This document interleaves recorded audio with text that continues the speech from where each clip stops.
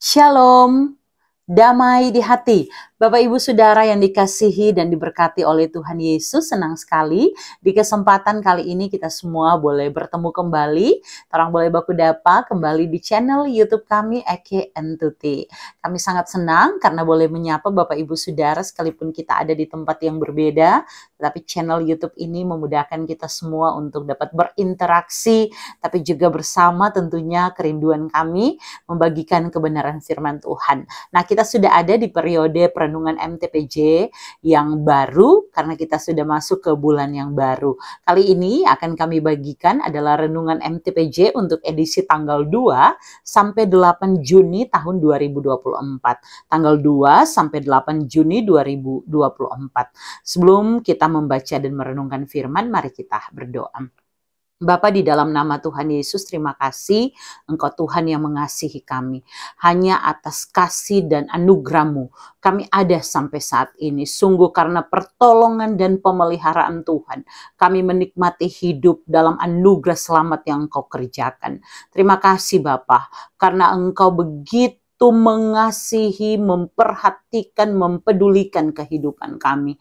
Sehingga kami menjadi seperti biji mata-Mu, berharga di mata-Mu Tuhan. Bapa, kami mau manfaatkan hidup ini dengan terus menyenangkan Engkau. Kami tidak mampu tanpa-Mu Tuhan, maka berikan hikmat, berikan kekuatan, berikan kemampuan, terus tuntun kami, pegang tangan kami, jangan pernah tinggalkan kami, sehingga rupa-rupa pengajaran di tengah dunia tidak membuat iman kami goyah, tetapi dengan mengenal Engkau Allah yang sejati, maka kami boleh hidup untuk memuliakan Engkau saja.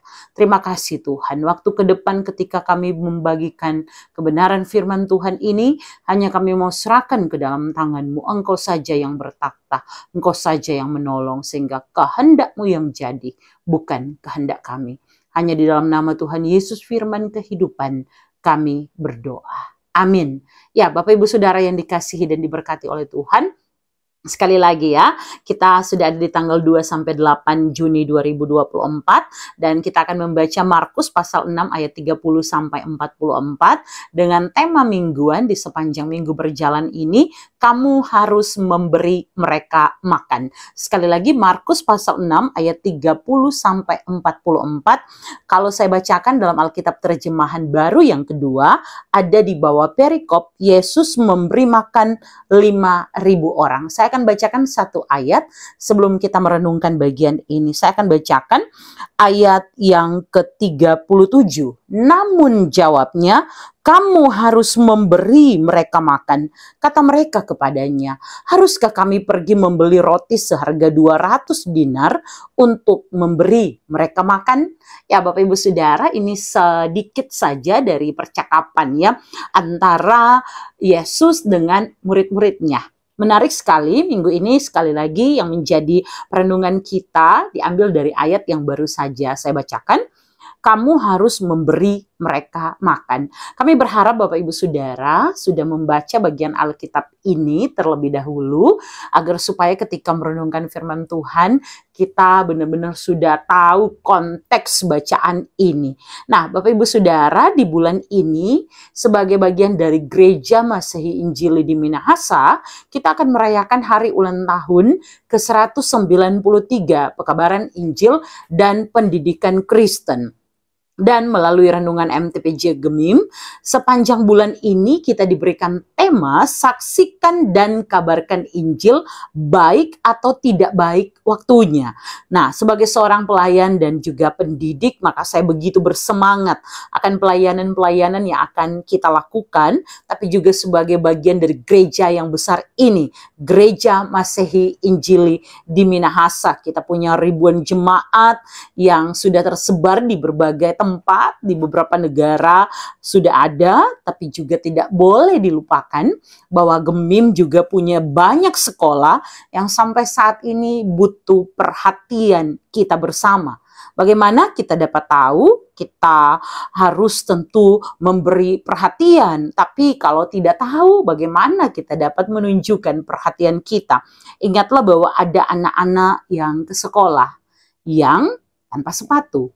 Ingatlah ada anak-anak sekolah yang ke sekolah, tapi tidak ada guru di sekolah mereka. Ingatlah, ada begitu banyak sekolah kita Gemim yang juga sampai hari ini guru-gurunya tidak mendapatkan gaji yang sesuai. Tapi juga ingatlah bahwa ada gedung-gedung sekolah yang hari-hari ini ditutup, bahkan masih ada tapi hampir roboh. Bapak Ibu Saudara, maka saya menyimpulkan sendiri ketika membaca tema ini bahwa kita semua sedang diajak untuk merenungkan pada satu inti dari pemberitaan Yesus Kristus.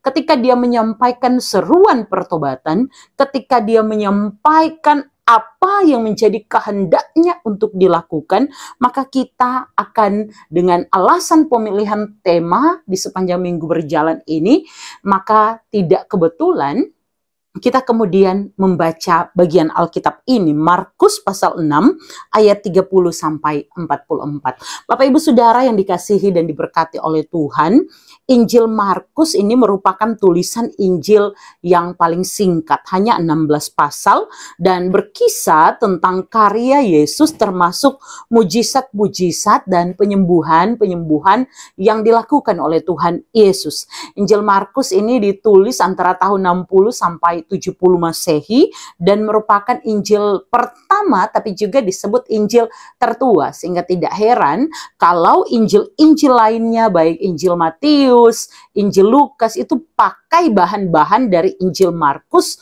dalam penulisan mereka.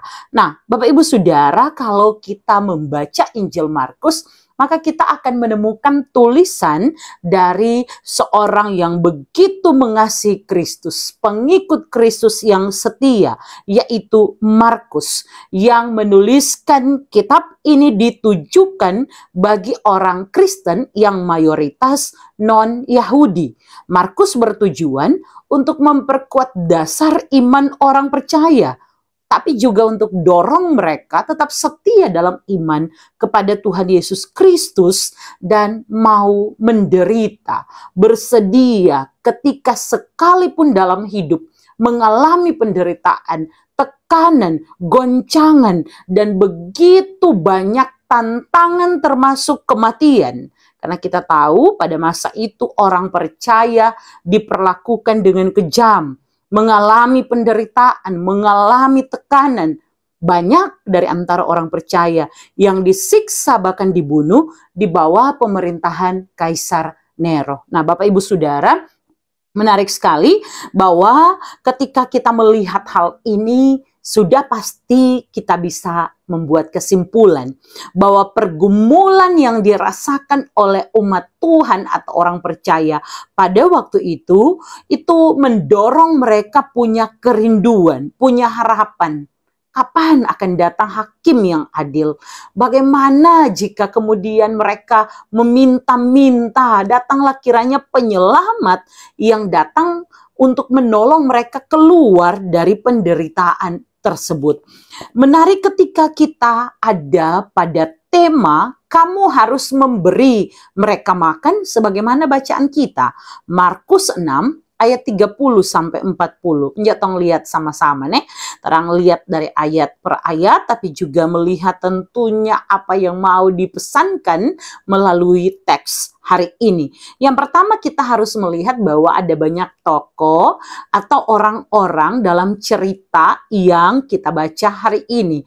Ada Yesus sebagai tokoh sentral, ada rasul-rasul, ada orang banyak yang dalam hitungan laki-laki saja itu 5.000 orang pada waktu itu. Bapak Ibu Saudara, berhubungan dengan perikop-perikop sebelumnya, Tuhan Yesus itu mengutus ke-12 rasul untuk memberitakan Injil. Kalau kita baca ayat 30 sampai 34 menunjukkan kepada kita semua apa yang terjadi setelah itu. Dimulai dari ayat 30 ada pertemuan antara Yesus dan para rasul, murid-muridnya, terjadi diskusi di situ. Dan kalau kita baca, saya sendiri baca di Alkitab Terjemahan Baru, di sini dituliskan mereka memberitahukan kepada Yesus semua yang mereka kerjakan dan yang telah tentu mereka ajarkan ya. Karena sebelumnya Yesus yang mengutus mereka untuk dapat memberitakan Injil tersebut. Nah, Bapak Ibu Saudara, kemudian kita melihat sini bahwa di ayat 30 ketika mendengarkan apa yang disampaikan oleh para rasul, Yesus menyuruh mereka, ayat 31. Lalu ia berkata kepada mereka, marilah menyendiri ke tempat yang terpencil dan beristirahatlah sejenak. Mereka ada pada satu kesibukan pelayanan, tanggung jawab yang besar akan pelayanan, dan bagi Yesus mereka butuh untuk beristirahat. Dalam kemanusiaannya, Yesus tahu bahwa ini lelah pasti, ini capek kata ini rasul-rasul. Tapi juga sebagai seorang guru, Yesus menunjukkan kepedulian akan rasul-rasulnya yang juga terlibat aktif dalam kerja pelayanan pada waktu itu. Bapak Ibu Saudara, kita boleh baca misalnya di ayat 32. Ketika mereka berangkat dengan perahu untuk menyendiri di satu tempat yang mereka pilih, dan tempat ini terpencil dalam catatan Markus, ayat 33, pada waktu mereka bertolak, ternyata juga banyak orang yang melihat, bahkan mengenali mereka. Bapak Ibu Saudara, dengan mengambil jalan darat, bergegas-gegaslah orang-orang dari berbagai tempat, sehingga orang-orang itu lebih dulu sampai sebelum Yesus dan para rasul sampai dengan perahu. Kita melihat di sini bahwa orang yang dipakai oleh Tuhan, orang yang diutus oleh Tuhan, kehadirannya, pelayanannya itu begitu dirindukan. Orang akan datang, orang akan mencari cara untuk melihat dan mendengar pemberitaan mereka. Pastilah ini terjadi dalam tuntunan Roh Kudus saja. Dan sungguh juga merupakan pertanyaan besar bagi hamba Tuhan yang berkedok panggilan melayani, padahal yang disampaikan adalah untuk memuaskan hawa nafsunya. Saya menyebut ini pekerja upahan, karena menjadikan pelayanan semata-mata sebuah profesi, melihat dari untung rugi dalam pelayanan, bukan lagi panggilan, tapi menjadi sebuah kedagingan saja yang diikuti. Di mana ada pekerja upahan seperti ini, maka jemaat yang hadir pun cenderung kemudian merasa kecewa dengan apa yang diberitakan, bukan merasakan penghiburan, bukan merasakan melihat keteladanan, bukan merasakan kehadiran Allah, tetapi justru mereka menemukan rasa kecewa dalam sebuah pemberitaan. Bapak Ibu Saudara, saya melihat di sini ketika para rasul begitu dinantikan, sebagaimana Yesus yang dinantikan dalam pengajarannya. Di sini menunjukkan bahwa mereka telah pergi sebagaimana amanat yang juga disampaikan oleh Yesus ketika memilih mereka, mengkhususkan mereka sebagai rasul-rasulnya. Sehingga kemana mereka pergi, di sanalah orang-orang dengan hati yang rindu mau mendengarkan pengajaran dari mereka. Kita lanjut ke ayat 34. Ketika mendarat, Yesus melihat, Bapak Ibu Saudara, baru sampai ini DP cerita. Jadi kan dorang ada tujuan ini mau pergi beristirahat, tapi baru sampai niat mau istirahat, namun mendapati banyak orang terkumpul. Bapak Ibu Saudara, dalam situasi seperti itu, apa biasa orang merespon? Tapi kita menemukan di sini kata melihat dari kata Yunani eidon, yang berarti melihat dengan sadar, mengerti dan memahami. Bapak Ibu Saudara, jelas bahwa Yesus dengan sadar, penuh pengertian, mereka melihat orang banyak itu, Yesus melihat orang banyak itu, dan sudah pasti bersama dia ada para rasul, dan karena itu Yesus kemudian tergerak hatinya. Perhatikan baik Bapak Ibu Saudara, kata melihat atau eidon ini menunjuk bahwa Tuhan Yesus bukan cuma melihat, oh ada laki-laki tinggi, perawakannya seperti ini, Tetapi Yesus mengerti apa kebutuhan mereka sampai pada kedalaman hati mereka. Yesus mengetahui kerinduan mereka akan firman, dan Yesus tidak mengeluh ketika dalam kemanusiaannya bersama para rasul dia mau beristirahat, tapi juga dipertemukan dengan begitu banyak orang pada waktu itu. Yesus peduli, Yesus mau perhatian, maka dilanjutkan dengan kalimat, maka tergeraklah hatinya oleh belas kasihan.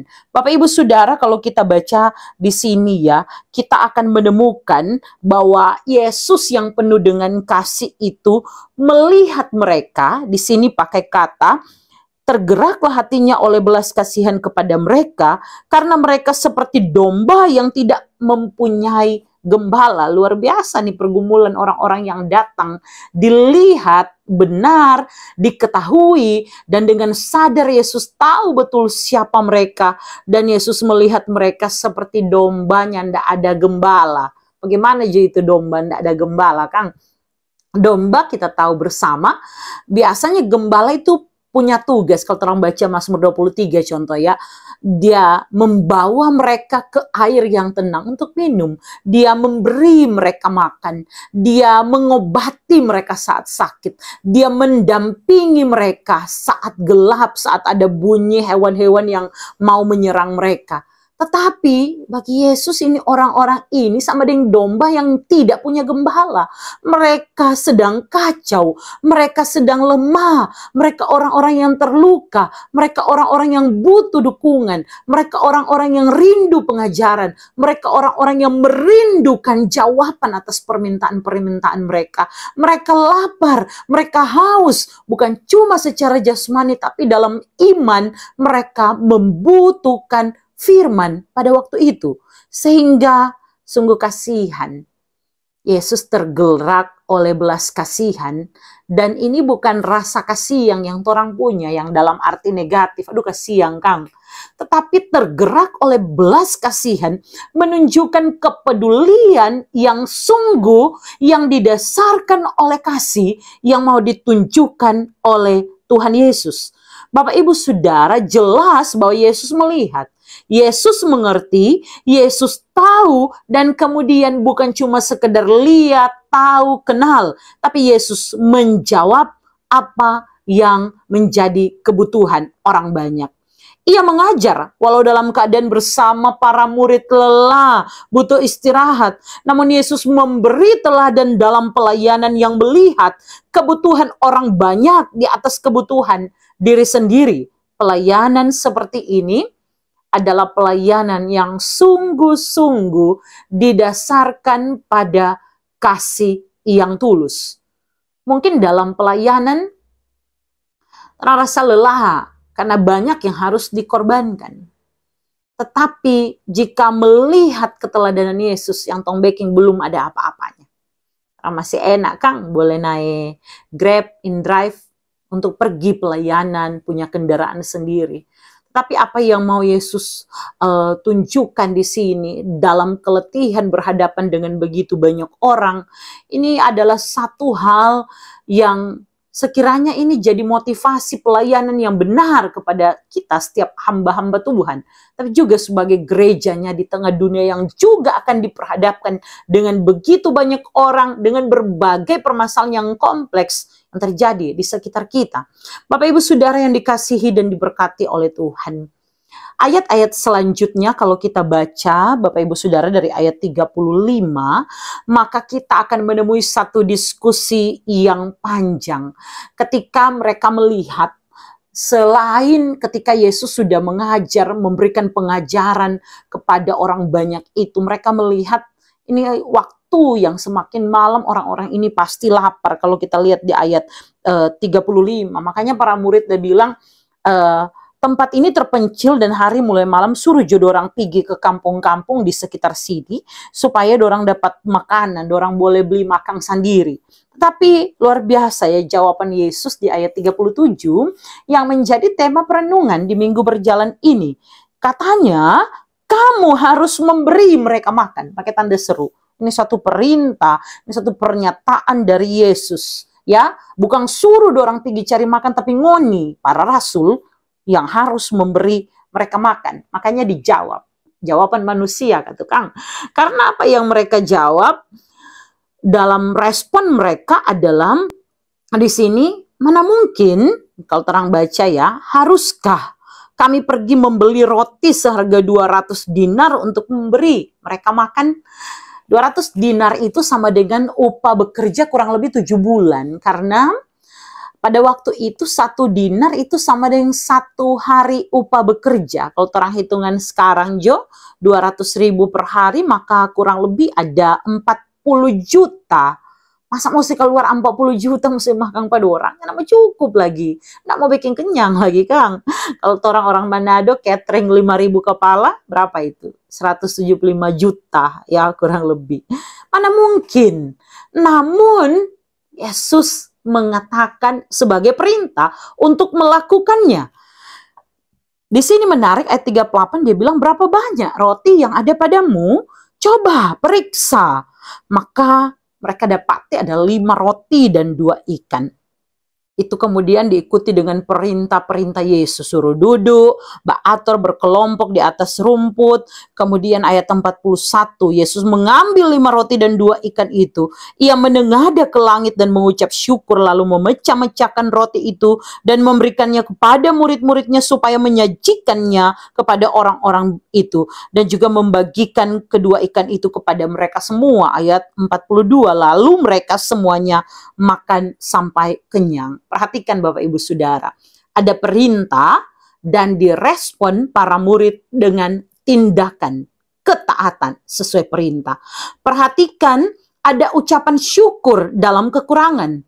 Perhatikan ada sikap mengandalkan Tuhan Allah dalam ketaatan, yang dalam kisah ini apa yang tidak mungkin ini kemudian menjadi mungkin. Sehingga ayat 43 di sini dituliskan, kemudian mereka mengumpulkan potongan-potongan roti sebanyak 12 bakul penuh dan sisa-sisa ikan dengan jumlah yang luar biasa, kurang lebih ada 5.000 orang karena baru laki-laki yang dihitung pada waktu itu.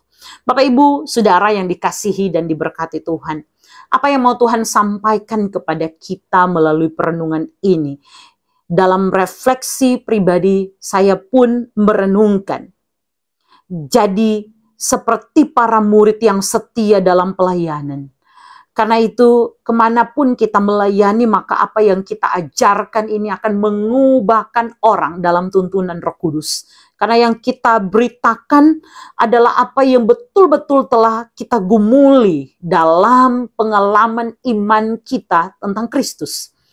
Saya tidak mau sanksi, tapi pertanyaannya bagaimana mungkin kita yang belum pernah merasakan kasih Tuhan dapat berbicara, menyampaikan firman tentang kasih Allah yang besar itu. Bukankah seharusnya kita juga mengalami dan merasakan kasih Allah itu?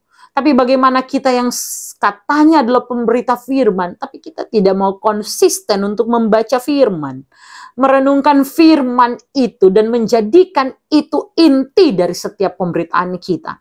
Bapak Ibu Saudara, memang bukan hal yang gampang, bukan hal yang mudah, bukan hal yang tidak lelah, dan juga bukan hal yang untung jika kita hitung dalam pelayanan itu. Setiap kali memimpin ibadah, di mana saja, di jemaat saya, tapi juga ketika diundang dalam pelayanan, memimpin ibadah, saya akan mempersiapkan presentasi, PPT, PowerPoint, ataupun pakai Canva, bikin tata ibadah, dan itu akan menguras waktu, tenaga, pikiran. Kami harus pergi ke beberapa tempat, mengeluarkan bensin. Dan ketika pergi dalam pelayanan ini, saya cuma berpikir ini harga dari pelayanan yang mau kita ambil. Bapak Ibu Saudara, tapi pertanyaannya, apakah semua orang yang memberi diri melayani mau berkorban seperti itu? Saya merasa saya belum melakukan apa-apa. Masih kecil yang kita bisa korbankan. Bahkan tidak ada yang dapat saya korbankan. Karena Kristus sudah mau mati untuk kehidupan saya. Seharusnya kita juga memberi yang terbaik. Tahu ketik back yang kata tata ibadah. Ada waktu baca kata itu Alkitab. pelajari betul renungan, buka media-media yang bisa memperkaya kita semua. Supaya Tuhan cuma ndak asal babunyi. Akhirnya, saya pernah baca satu postingan dari seorang Pak dosen, doktor, teologi. Dia bilang begini, hari-hari ini orang ke gereja tuh lebih banyak dengar firman manusia daripada firman Allah. Karena tidak ada lagi pemberitaan firman yang kembali kepada firman. Kebanyakan hanya tafsiran-tafsiran, dongeng-dongeng, cerita-cerita lucu tentang aku-aku yang diberitakan. Mari kita bayar harga untuk pelayanan ini ya. Siapkan. Saya bersyukur karena Bapak Ibu Saudara juga punya grup-grup PA dan itu luar biasa sekali. Mari bangun saat teduh kita, hubungan kita dengan Tuhan lebih baik lagi. Yang kedua Bapak Ibu Saudara, kita diajak peduli pada orang di sekitar kita dan juga melihat apa kebutuhan dari jemaat yang kita layani. Bagaimana mau tahu itu tentu harus kenal betul pada jemaat yang kita layani. Kemudian baru kita dapat bertindak dalam pelayanan diakonia, apakah fokusnya nanti keluar pada berbagai keadaan di sekitar ataukah ke jemaat dulu. Itu akan kita pertimbangkan dan bawa ke sidang majelis jemaat tentunya. Tetapi Bapak Ibu Saudara, mari dalam pelayanan ini kita fokuskan untuk melihat apa yang betul-betul dibutuhkan oleh orang-orang di sekitar kita. Saya harus jujur berkata bahwa adapun orang yang aktif bergereja, tetapi ketika sharing, dia bilang kerinduannya adalah mendengarkan firman. Apakah kurang dengar firman? Apalagi orang digemim, Kang, ibadah dari Senin sampai Senin. Hampir tiap hari, setiap hari lagi ibadah. Tetapi apakah kurang Bapak Ibu Saudara? Ataukah pelayan-pelayan yang kali-kali ini selebih kurang persiapan? Yang penting sebaca gitu MTPJ atau seperti apa?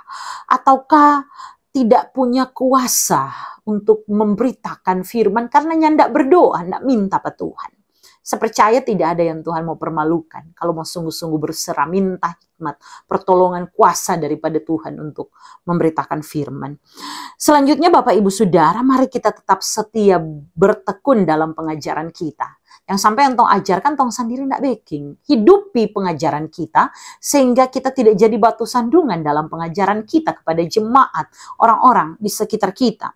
Selanjutnya Bapak Ibu Saudara, bagian bacaan ini juga mengingatkan kita sebagai gereja, bahwa kita sebagai gereja kita sungguh-sungguh hari-hari ini sedang membutuhkan pemimpin, pelayan-pelayan yang bisa menjadi teladan. Pemimpin-pemimpin, pelayan-pelayan yang punya belas kasihan, yang peduli dan bertindak terhadap berbagai permasalahan yang begitu kompleks di sekitar kita. Sehingga mari orang doakan, orang pepenatua, orang pediaken di kolom, orang pendeta, guru agama, agar supaya betul-betul dapat memberi teladan kepada kita dalam pelayanan. Dan kita jangan lupa doakan jemaat, jadi contoh, jadi teladan, hadir di tempat ibadah lebih dulu. Jangan dulu tunggu jemput, jangan terlalu malas melangkahkan kaki. Tuhan masih kaki dua, pagi-pagi bajalang jo lewat di rumah jemaat, bilang shalom, damai di hati, sapa, doakan, itu sudah jadi kekuatan. Tapi bagaimana jika tompe jemaat ini sibuk, tong doakan. Orang boleh kirim ayat Alkitab, orang boleh komen di Facebook ya, kasih semangat dan doa dan sebagainya, banyak cara ya. Hal yang paling terakhir, mari kita terus bangun iman dan ketaatan kita kepada Tuhan Yesus Kristus yang telah mengutus kita bekerja di ladangnya. Mari di dalam momen HUT PI dan pendidikan Kristen ini terus setia memberitakan tentang Injil Kristus. Tapi juga orang peduli ya, termasuk di dekat kita, sekolah-sekolah gemim, mari orang serius dong. Ayo, dimulai dari gereja kita bersuara dan bantu taruh kepedulian kita pada orang anak-anak TK, guru-guru TK gemim, SD gemim, SMP gemim, seterusnya ya. Mari, jangan sampai dari gereja sebesar ini tidak ada gereja dengan tidak ada sekolah dengan kualitas yang baik, karena orang melihat nak penting, tapi orang mesti lihat begitu pentingnya pendidikan Kristen itu. Di dalamnya ada guru-guru Kristen yang perlu untuk kita perhatikan. Tuhan memberkati kita semua untuk melakukan firman-Nya, dan biarlah seperti kata Yesus ya, kamu harus memberi mereka makan. Torang kata, kamu, torang semua, torang yang harus bertanggung jawab. Kepada kita yang diberi, kepada kita diminta pertanggungjawabkan. Tuhan memberkati. Amin. Firman Tuhan. Mari berdoa. Bapa di sorga, terima kasih Engkau menolong kami. Jadikan kami berkat dan teladan, dan biar firman-Mu ini boleh didengar dan boleh terus kami nyatakan dalam hidup kami, dimanapun kami pergi dan berada. Kehendak-Mu yang jadi, bukan kehendak kami. Dalam nama Tuhan Yesus kami berdoa. Amin. Akhirnya Bapak Ibu Saudara, sampai jumpa. Tuhan Yesus memberkati. Shalom dan damai di hati.